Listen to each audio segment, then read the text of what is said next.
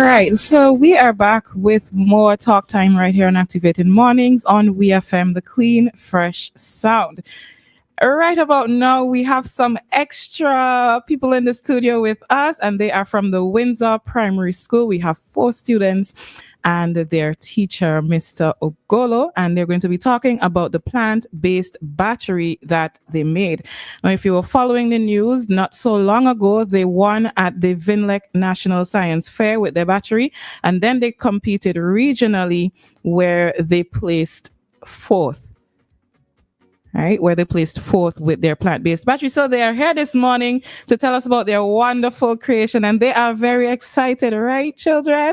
Yes. All right, and I will highly suggest that everybody at this time jump on the live, right? We are live on Facebook and we are live on YouTube. So jump on the live. We're actually going to have demonstrations. They're going to be pointing out and doing presentation. All right. So we are very interactive this morning. I'm just so happy to be doing this interview with these students. All right. So good morning, everybody. Morning and welcome. Good morning. How are you feeling? So, by the way, before I start, happy Women's Day. Oh, thank you. And happy Women's Month. Now that we're on it, happy Women's all year. Thank you. So the kids, this is a story about how the kids created. Oh, we don't know who is talking. Sorry. Could you tell us who you are, please? Sorry, my name is Tony Robert Ogolo. I am an academic coach with MD Academy, but I do have a symbiotic relationship with the kids that come to my program at MD Academy, either during the camp that we might offer during the summer periods or during the year. So when they do, if they do have any concerns, challenges, and even projects like this, they could invite us to come to the school and partner with the school to get them to, Okay, so I'm reading your shirt and it says STEM education. So just let us know a little bit of what STEM is all about. So STEM is an acronym and it means science, technology, engineering, art, and mathematics. So we added the art to STEM to make it STEAM. So what I have here, if you could see, is STEAM rather than STEM. Oh, right. Oh. I saw STEM too. I saw STEM. Okay. And that's because we are looking at the relevant part of science. Well, I mean, all parts are relevant, but we're looking at the relevant part of science that is very, very applicable in the society. So in order for you to go from that idea and ideation, if you don't use studies, you understand the stuff now. Now, how is it useful to you? That's where the creatives come in. That's where the technologists come in. And that's a little bit of art, So that is why we added that for the kids. And a little bit of entrepreneurship as well. So we would do everything that has to do with science, foundational sciences, technology, and as well as art and mathematics. So that's basically what gave them some of the ideas. So, talking to the mic. Yeah, that gave them some of the ideas to, come up with this project in the first place. So they would go through that process as we go through the conversation. All right, so let's hear from the students. Could you tell us your names, please? My name is Kyra Alexa Haynes. My colleagues' names are Jenny King, Donna Gaines. Okay, talking to the mic. And when she calls your name, you just raise your hand and wave, okay? So my colleagues' names are Jenny King, Zai Jason, and Donna Gaines. And we're here with our project today with a plant-based battery. All right. So we see that we have a little poster behind where the boys are holding it up. So can you go through it and let us know what is happening? What it is that we can understand from the poster itself? So our poster is showing you the process and how we made this battery, the research we did, and why it is relevant and important. And this renewable battery is important because when we're doing our research and examined other batteries, we realize that the battery itself is made out of toxic materials, and the materials that it's made out of, once they're used up, we can't get them again. So we decided to make a non-toxic battery that you could use some everyday household items. So we found out in our research that if you make an electrolyte substance that allows electricity to flow through, then we could use that along with other components to make something that is sustainable and good to use in the environment. And the reason why we're inspired to make this battery is because of the Hurricane Beryl. We saw that people are left without electricity for a long period of time, and that in case of another emergency, you have something that doesn't need electricity to be powered, and you could use household items. So you do not need to go and go to stores and things like that, and you do not have to rely on power plants. Okay. All right, wonderful. So, can you tell us about the materials that you used to make your battery? All right, so whoever's gonna talk, you use that mic. All right. Donry, would you need to see this or you're good? Yeah, you could use that. The material that we use are vinegar, which is like the electrolytes, carbonized wood, which is like the positive, which is the positive end, the positive terminal of the battery.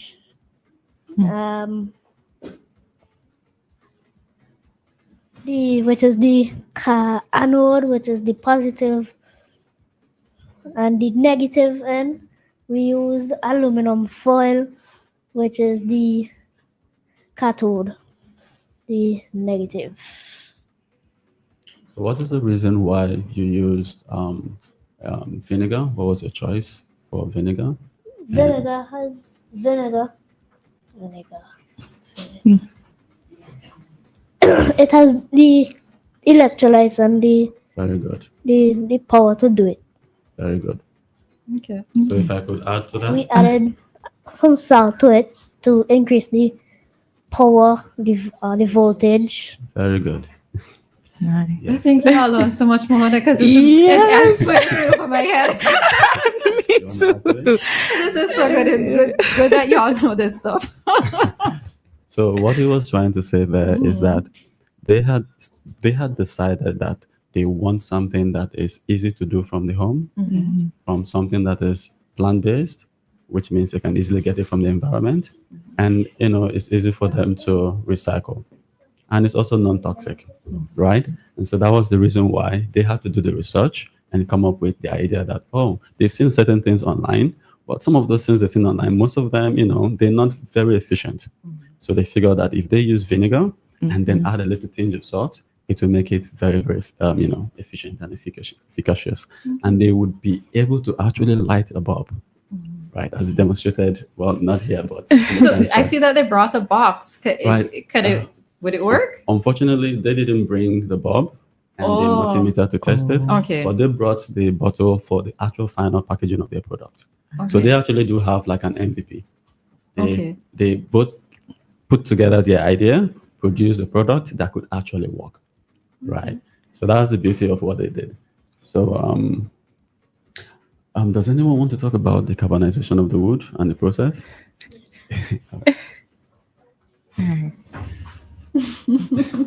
The carbonization of the wood has to be done in a low oxygenated area, which is also used as an oven, and if not done properly, will completely burn the wood and turn it to ash.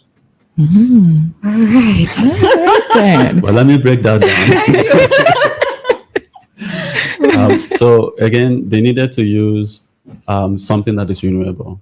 Sometimes the anodes that are being used will be things like lithium, and lithium is actually a non-renewable resource. So sometimes they use graphite as well. But then I was asking the kids during the camp and also during the program, what is the property of this graphite and this lithium that we can find in anywhere else? And once we mapped that property, we equally mapped that carbon, which is charcoal, could be used as the anode, which is the positive electrode.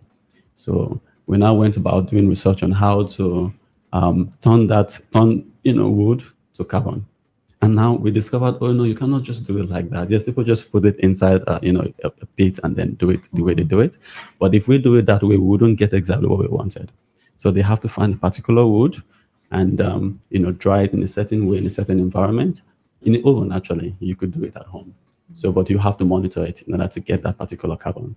And so we did it, and actually, we actually got it right in our first try. So that was a good thing.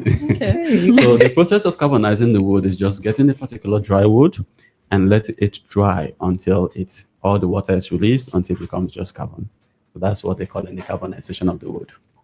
All right, then. Would you like to speak about the process from the beginning of this project until you got to the end? Who would like to? You should go first. Sai, you don't want to say anything? No, so I will have to say something. But even if what you have to say is hi. What you could start with what inspired you to embark on this project, and then Kyra might continue from there. What inspired us on this project is because other batteries are made out of non-renewable resources, and when these non-renewable resources are completed, we can never make these batteries ever again. And the batteries that are made, they are used with toxic materials that, if exposed, they could harm a human. And with the renewable battery, it's very safe and it can't really harm you. Mostly probably will get stained by the vinegar smell. And it's very easy to make. It wouldn't take less than 5 minutes. Okay.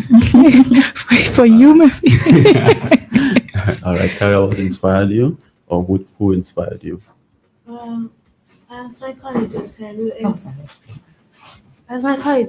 were inspired because we saw that batteries are made out of toxic materials and they're also non-renewable, and people, when they dump them everywhere, could harm wildlife and humans as well. So we decided to make a battery that was made out of renewable household resources, and that if you throw them away by any chance, it's easy to decompose and it will not harm the environment or human beings. Okay. Can they tell us the exact steps on how they actually made the battery? Right. Okay. I would start with the ideation, and I would have to ask you guys to answer some of these questions. So I'll start with the ideation. So two of them have been frequenting my camp, and this was last year and the year before. So what I would do in the camp is to badger them with a lot of ideas about technologies of this world and how those technologies came about. And during some of those conversations, because we would just have like a sit around conversations where we talk about these things, and then I try to inquire if they have any interest or if they've heard anything around in terms of problems that they might be interested in. Well, unfortunately for us, last year, because of Berry, I had to rearrange our curriculum to fit the time.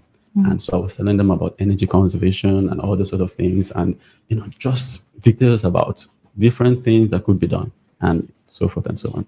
So when the camp came up, and they started thinking about these ideas, I was like, you guys have talked about energy conservation. Why not work on that?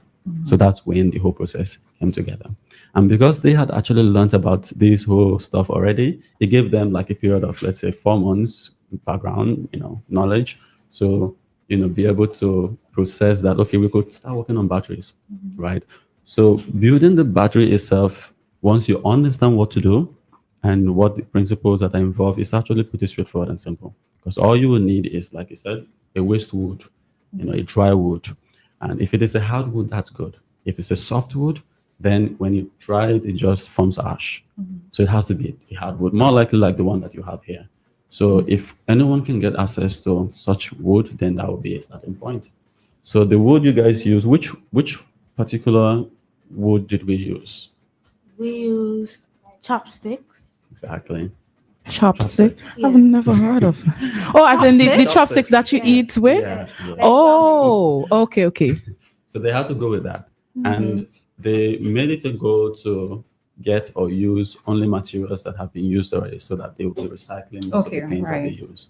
So I also made sure that if it is new, they would have to keep that and go and ask mommy or daddy for the one they have used. Okay, fair enough. So once you have the chopsticks, you have 25% of the battery, because you can dry that and that's ready.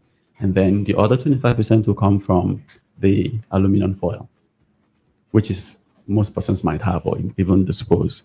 So when you have that, all you need is just a container for your electrolyte, and our electrolyte in this case is Vinegar and vinegar salt. and salt, and then you have your battery. Now you just have to wait a little bit, because what happens is, in their research, what they realize is that, even myself, what I realize is that when you prepare it, you cannot try it immediately.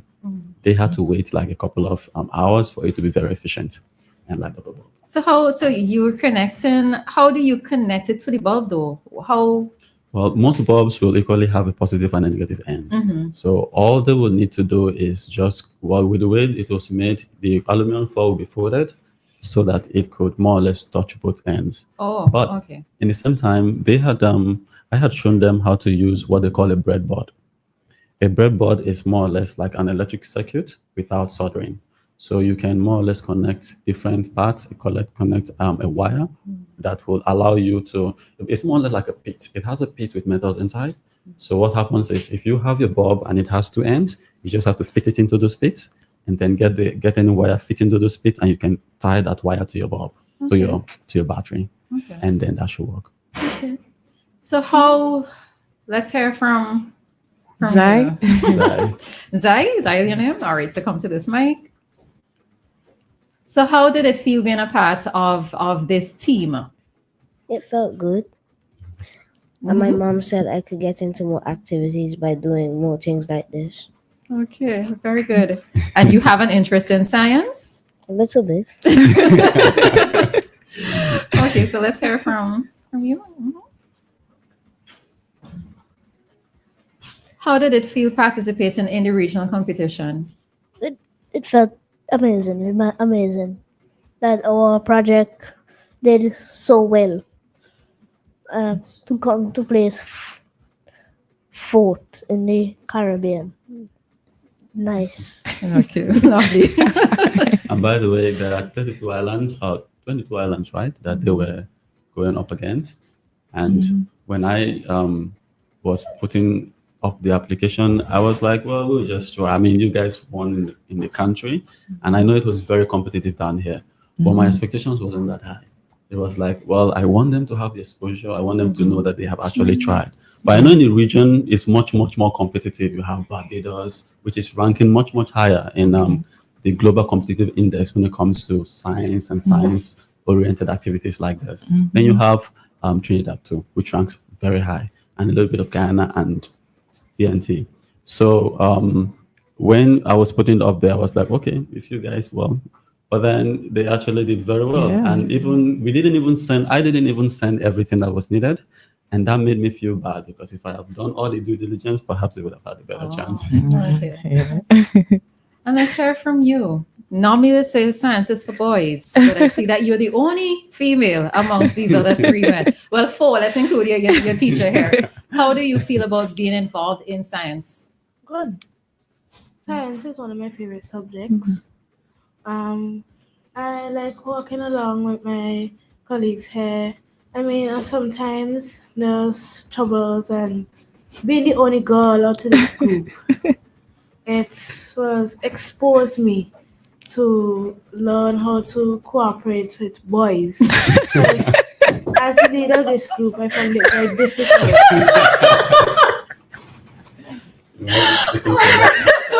It's preparing you for the working world now. Anything else you want to add? Not really. I must say she did a wonderful job, because she had to, like she said, deal with the three of them. And if you notice, it's as if she's the bigger sister, dealing with the siblings at all times. So I really like and enjoy the fact that we're able to participate, both regionally and locally and regionally. I am very happy for that, especially regionally. The goal is for them to go a little bit higher than that. So the region was just like a stepping stone. And yeah, so we hope that they continue to have things like that, because we don't get things like that often for grade school. It's only like they get to high school, then they begin to see themselves. Much more opportunities present themselves. So it was a good opportunity for them. So, children, have you started thinking about your next project? No? Well, they do have CPA coming up, with the exception of Zai. The three of them, they're preparing for CPA. So. Okay. Okay. And Can we see the battery Oh, now? okay. You can let them. Okay. Oh, all right.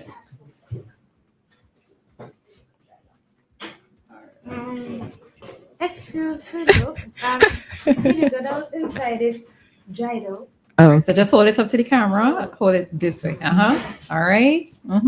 So explain what that is, though. What those are. So this is the carbonate soda, Mhm. which was the positive end in our battery. The Speak aluminum more into the foil, mic, okay? the aluminum foil used to be here, but it's got cut off. So we connected the aluminum foil to this part here, the carbonized wood, and the vinegar and the salt allowed the electricity to pass through, which created a voltage that you could use to power a small LED light. Okay. All right. All right. You just introduced the term voltage, Mm-hmm. and to be honest, I didn't know what voltage was until I got to senior high. Okay. We talk about these things conveniently and comfortably. Okay. Do you know who the sponsors are who facilitated the participation in the Oh, competition? If you yes. know them off your head, you could probably give them a shout Macmillan. out. Yeah. Oh, well, Macmillan, Uh-huh. they were responsible for the project. So that was a wonderful. So they paid for the passage. And were there Oh any no, we local didn't. We didn't have to. supporters? No, we didn't have to. We didn't have to travel. It was just virtual presentations. Oh, and, okay. And that Okay. was that was okay. Okay. yeah, because that made it easy for more persons to be able to participate. Okay. Yeah. All right. So, well, I would still want to say thanks to the parents because the parents were very, very active every step of the way. And seeing that they are mostly CPA class, it was kind of a little bit of a challenge for them. So that too, I want to say, and especially the mothers of the parents. Okay. And if I remember correctly, it was the Vinlec science competition. Yes. So we could probably Yes, right. well, that came before, Right. in November, and that too was actually very good because, like, you could say he's like, I don't want to go to that. And I was like, please let them have that opportunity. Okay. So I think that gave them, that platform to be able to present and also expose themselves a little bit, which is also part of the education too. So yeah, Correct. Vinlec did a good job. Did a very good job. I mean, Vinlec and the Minister of Education together did a very good job with that. All right. Wonderful. Do you have anything more you would like to say to us before we go? Because we're at the end now. One more thing I want to say to everybody out there to believe in yourself, because when we're at the science fair, we looked at our project and we saw it was very small, and we looked so wrong at the other people's project. We didn't believe we were gonna place, but after people started to come and interview us, and we started to feel good about our project and to believe in ourselves and put in more effort. And so it motivates us to hear that we placed fourth in the entire Caribbean. So that motivated us to do more. Believe in yourself, and it might look like if it's not relevant or it's small, but you never know the outcome of something that may happen. I see why you're a leader. Wow.